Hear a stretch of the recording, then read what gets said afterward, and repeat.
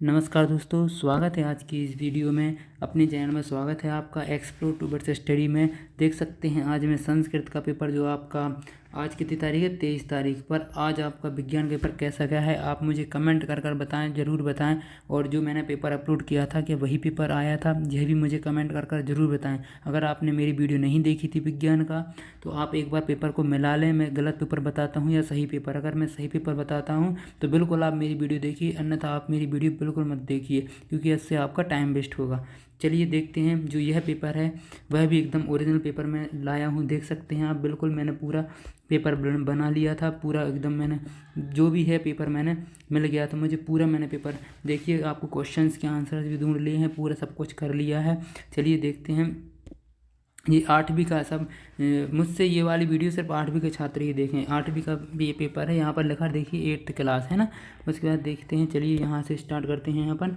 तो यहाँ पर सबसे पहले हमें दिया रहता है कि निर्देश। तो सबसे पहले हमें निर्देश देखने को क्या मिलता है कि सर्व प्रश्नानाम अनिवार्य। इसमें जो सब कुछ क्या में रहेगा, संस्कृत में रहेगा। दूसरा आपको देखिए यहाँ पर दिया है, दूसरा निर्देश दिया है कि प्रश्नानाम सम्मुखे अंका प्रदाते। उसके बाद देखिए यहाँ पर आप लोगों को बहुविकल्पीय प्रश्न यहाँ से स्टार्ट होते हैं आपके। आप लोगों को एक बात याद रखनी है कि जो इसमें अल्पविराम होती है उसका ध्यान रखना। संस्कृत पेपर जब आप संस्कृत लिखेंगे तो उसमें देखिए ये हलंत रहती है और ये विसर्ग रहती हैं, विसर्गों का। और ये हलंत अगर आप लगाना भूल जाते हैं तो आपकी बोर्ड परीक्षा होने वाली है इस वर्ष, जो आपकी वार्षिक परीक्षा होगी उसमें इनके नंबर काटे जाते हैं। इसलिए आपको जो भी क्वेश्चंस आप याद रखें संस्कृत में, याद करें तो उनको लिख कर याद करें, ना कि आप ऐसे आपने रट लिया। रटेंगे तो आप क्या करेंगे, उसमें सुलेख की गलती कर आएंगे, और सुलेख की अगर आप संस्कृत में गलती कर आएंगे तो उसमें आपके नंबर कटते हैं। इसलिए आपको विशेषकर सुलेख का ध्यान रखना है संस्कृत के पेपर में। और आप देख सकते हैं जैसे इंग्लिश में भी आपको सुलेख का ध्यान रखना पड़ता है, एक एक स्पेलिंग याद करते, उसी प्रकार आपको संस्कृत में भी एक एक स्पेलिंग, एक एक शब्द याद करना पड़ेगा। ठीक है। उसके बाद चलिए अपन देखते हैं यहाँ से कि सबसे पहले हमें पहला प्रश्न क्या दिया गया है। अपनी अपनी वीडियो की शुरुआत करते हैं। जो आपका पेपर होने जा रहा है 25 तारीख को, वह देखते हैं। तो देखिए इसमें सबसे पहले हमें प्रश्न पूछा गया है, बहुविकल्पीय प्रश्न आते हैं। आप सभी को पता है कि स्टार्टिंग में बहुविकल्पीय प्रश्न आते हैं। तो सबसे पहला प्रश्न पूछा है कार्य क्षेत्र। तो कार्य क्षेत्र क्या कहलाता है, तो आप सभी को पता है कार्य क्षेत्र क्या होता है, त्रिनियम होता है। उसके बाद देखिए दूसरा प्रश्न पूछा गया है हमसे कि गुरुत्वाकर्षण से सिद्धांत प्रतिपादित, गुरुत्वाकर्षण के सिद्धांत का प्रतिपादन किया है, यह किसने किया है। यहाँ हिंदी भी लिख के आएगी, जैसे अगर आपको संस्कृत समझ नहीं आती है तो।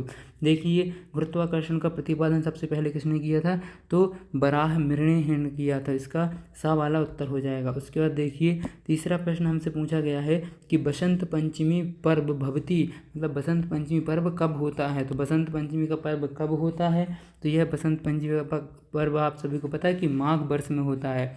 उसके बाद देखिए चौथा प्रश्न हमसे पूछा जाएगा कि जो अहिल्याबाई हैं, इंदौर की महारानी थी अहिल्याबाई, तो जो अहिल्याबाई हैं इनके पति का नाम क्या था, इत्यासु पति नाम आसीत। तो इनके पति का क्या नाम था, दामोदराव और या फिर खंडेराव या फिर कृष्णराव या फिर श्याम राव। तो आप सभी को पता होना चाहिए, इनका आपने इसका चैप्टर पढ़ा होगा। तो इनके पति का क्या नाम था, खंडेराव इनके पति का नाम था। उसके बाद देखिए 5th क्वेश्चन कि सर्वः पश्यतु, मतलब सब देखें, ये दूरदर्शन देख सकते सब, या कार्यपाणी या अभ्रदाणी या फिर भद्राणी। ये भद्राणी है जो इसका सही उत्तर हो जाएगा। उसके बाद देखिए यहाँ से हमारे जो रिक्त स्थान की पूर्ति कीजिए, इसमें क्या लिखा, रिक्त स्थानीय पूर्तियत। तो इसमें 6 से 10 तक आपके एक एक नंबर के जो रहेंगे क्या, रिक्त स्थान रहेंगे। उसमें ऑप्शंस भी आपको दिए गए हैं संस्कृत में, क्या दिए गए हैं यहाँ पर देखिए, ये ऑप्शंस दिए जाएंगे ऊपर, और इन ऑप्शंस में से आपको छांट कर लिखना होगा जो भी आपके इनमें रिक्त स्थान में आपके उत्तर होंगे। देखिए यहाँ पर दिए गए हैं ये 3 रिक्त स्थान, तो इनमें आपको छांट कर लिखना है जो यहाँ पर दिए गए हैं। ये आपको देखिए यहाँ पर ऑप्शंस दिए गए हैं रिक्त स्थान में। चलिए छठवां प्रश्न देखते हैं। तो छठवां प्रश्न हमसे यह पूछा गया है कि नर्मदायाः अपरम नाम आसीत। तो जो नर्मदा का नाम क्या है, तो नर्मदा का आप सभी को नाम पता होना चाहिए कि क्या नाम है। एक नर्मदा का मर्केल मुता इसका आंसर हो जाएगा। उसका देखिए 7वां प्रश्न हमसे पूछा है, तो सर्वत्र वै धनम, तो सर्वत्र वै धनम का आंसर क्या हो जाएगा? शैल, ये सील वाला आंसर हो जाएगा। ठीक है, सीलियम, यहाँ पर बिंदी आएगी, सीलियम इसका आंसर हो जाएगा।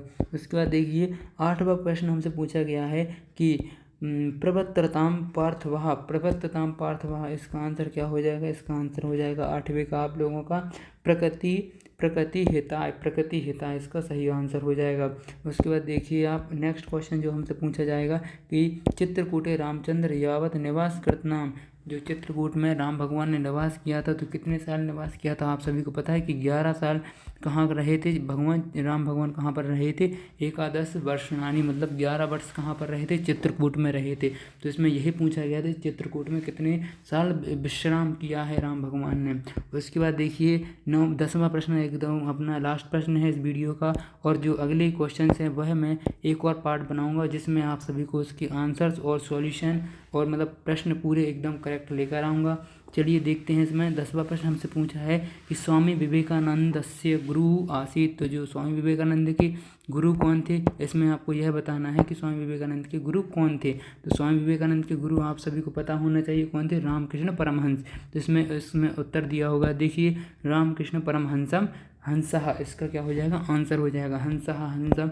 ये आपको विसर्ग का विशेष रूप का ध्यान रखना है। थैंक यू, मिलते हैं नेक्स्ट वीडियो में। वीडियो को लाइक अवश्य करिए और चैनल को सब्सक्राइब करिए। थैंक यू, धन्यवाद।